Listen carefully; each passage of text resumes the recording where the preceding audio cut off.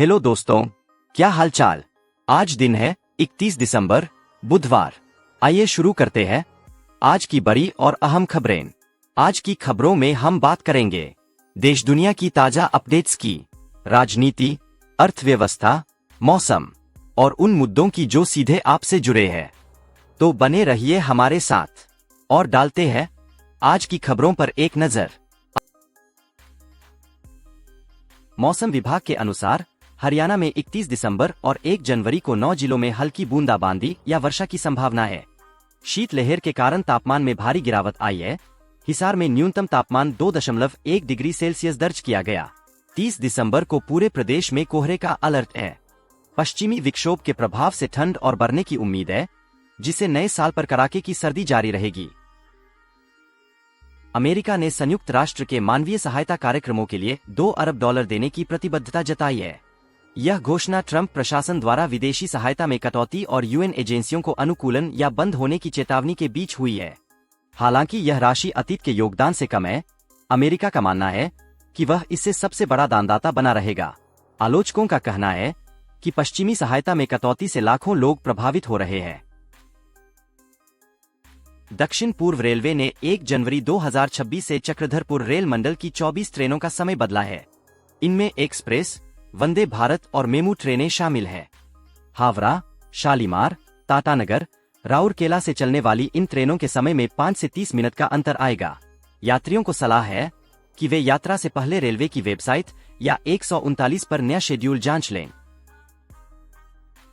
उत्तर प्रदेश कृषि विभाग ने चालू वित्तीय वर्ष में योजनाओं के लिए आवंटित बजट का केवल 42.61% ही खर्च किया है।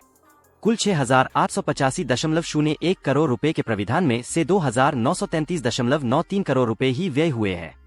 सीड पार्क और पीएम कुसुम जैसी महत्वपूर्ण योजनाओं में शून्य खर्च हुआ है। विभाग अब शेष 3 महीनों में तेजी से काम करने का प्रयास कर रहा है। निदेशक ने पूर्ण सदुपयोग का आश्वासन दिया है। यूपीएसएसएसी की ओर से लेखपाल भर्ती के लिए आवेदन 29 दिसंबर से स्टार्ट हो गए हैं, जो 28 जनवरी 2026 तक जारी रहेगी।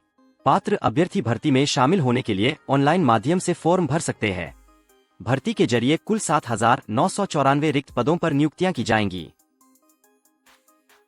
दिल्ली की मुख्यमंत्री रेखा गुप्ता ने घोषणा की है कि नए साल से आर्थिक रूप से कमजोर वर्ग ईडब्ल्यूएस के परिवारों को फ्लैटों की चाबियां मिलनी शुरू हो जाएंगी। डूसिप की ईडब्ल्यूए कॉलोनियों में सामुदायिक सुविधाओं का तेजी से विकास किया जा रहा है, ताकि गरीबों को सम्मानजनक और सुविधायुक्त जीवन मिल सके। सावरा घेवरा जैसी कॉलोनियों में 6,476 खाली फ्लैटों की मरम्मत के लिए 27.50 करोड़ मंजूर किए गए हैं। यह पहल सामाजिक न्याय और समावेशी शहरी विकास को बढ़ावा देगी। Gold silver price crash. सोमवार को सोने चांदी की कीमतों में भारी गिरावट दर्ज की गई।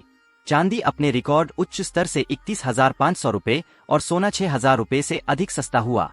इस अचानक गिरावट के पीछे मुनाफा वसूली, वैश्विक बाजार का दबाव, भूराजनीतिक तनाव में कमी, मार्जिन में वृद्धि और तेज रैली के बाद करेक्शन जैसे 5 प्रमुख कारण रहे। विशेषज्ञों ने आगे भी कीमतों में तेज प्रतिक्रिया की चेतावनी दी है, जिससे निवेशकों में चिंता है। वेस्ट बंगाल पुलिस कांस्टेबल भर्ती रिजल्ट घोषित कर दिया गया है। अभ्यर्थी मेरिट लिस्ट एवं स्कोर कार्ड ऑफिशियल वेबसाइट पर जाकर या इस पेज पर दिए डायरेक्ट लिंक से डाउनलोड कर सकते हैं।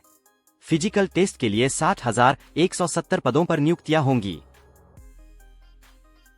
अयोध्या में राम मंदिर की प्रतिष्ठा द्वादशी के 5 दिवसीय अनुष्ठान सोमवार से शुरू हो गए हैं। इसमें संगीतमय श्री रामचरितमानस पाठ, रामकथा और रामलीला का मंचन किया जा रहा है। मुख्य उत्सव 31 दिसंबर को होगा, जिसमें केंद्रीय रक्षा मंत्री राजनाथ सिंह और मुख्यमंत्री योगी आदित्यनाथ शामिल होंगे। राजनाथ सिंह माता अन्नपूर्णा मंदिर के शिखर पर धर्म ध्वजा का आरोहण भी करेंगे।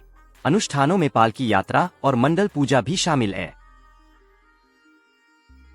भारत सरकार ने उत्तर प्रदेश के 61 जिलों के 532 पीएम श्री परिषदीय कंपोजिट विद्यालयों में खेल संबंधी सुविधाएं विकसित करने के लिए 15.57 करोड़ रुपए का बजट जारी किया है। इस योजना के तहत इन विद्यालयों में खेल मैदान, ओपन जिम और झूले लगाए जाएंगे। कार्य को 2 चरणों में पूरा किया जाएगा, जिसमें पहले चरण में 391 और दूसरे चरण में 141 विद्यालय शामिल है। संबंधित बीएसए को 15 मार्च तक कार्य पूरा करने के निर्देश दिए गए हैं। रायबरेली के लक्ष्मणपुर रेलवे स्टेशन पर रविवार देर रात कुछ युवक बोलेरो लेकर प्लेटफॉर्म पर घुस गए। वाहन का एक हिस्सा ट्रैक की ओर झुकने से अफरातफरी मच गई। रेलवे कर्मियों से विवाद के बाद युवक बोलेरो लेकर फरार हो गए। स्टेशन मास्टर की शिकायत पर आरपीएफ ऊंचाहार ने अज्ञात युवकों के खिलाफ मामला दर्ज कर जांच शुरू कर दी है। सीसीटीवी फुटेज से पहचान का प्रयास किया जा रहा है। नेशनल फूड सिक्योरिटी एक्ट के तहत केंद्र सरकार जरूरतमंद लोगों को मुफ्त या कम कीमत पर राशन प्रदान करती है। इसके लिए रेशन कार्ड का होना जरूरी है। हमने अक्सर देखा है कि राशन कार्ड का रंग अलग अलग होता है। ये मुख्य तौर पर 4 के होते हैं। राशन कार्ड का रंग हमें कई जरूरी बातें बताता है जिसे हम अक्सर अनजान रहते हैं। गोंडा में ठंड ने रिकॉर्ड तोड़ दिया है। दिसंबर का सोमवार सबसे ठंडा दिन रहा। लगातार तीसरे दिन भी सूरज नहीं निकला। अधिकतम तापमान 16.0 डिग्री सेल्सियस और न्यूनतम 7.6 डिग्री सेल्सियस दर्ज किया गया। पाले से दलहनी व आलू की फसल को नुकसान की आशंका है। जरूरतमंदों को कंबल बांटे गए हैं और प्रशासन ने राहत कार्यों के लिए 14 विभागों को जिम्मेदारी सौंपी है। स्कूल 1 जनवरी तक बंद है। उत्तर प्रदेश वित्त विभाग ने अगले वित्तीय वर्ष 2026 से 27 के लिए बजट तैयार करना शुरू कर दिया है। यह बजट फरवरी में विधानमंडल सत्र में पेश होगा और इसका अनुमानित आकार 9 लाख करोड़ रुपए तक हो सकता है। इसमें $1 ट्रिलियन अर्थव्यवस्था और समर्थ उत्तर प्रदेश विकसित उत्तर प्रदेश 2047 के विजन डॉक्यूमेंट में शामिल योजनाओं को प्राथमिकता दी जाएगी। विभागों के साथ बैठकें मंगलवार से शुरू होंगी। इजरायल ने अमेरिकी राष्ट्रपति डोनाल्ड ट्रंप को शांति पुरस्कार से सम्मानित करने की घोषणा की है।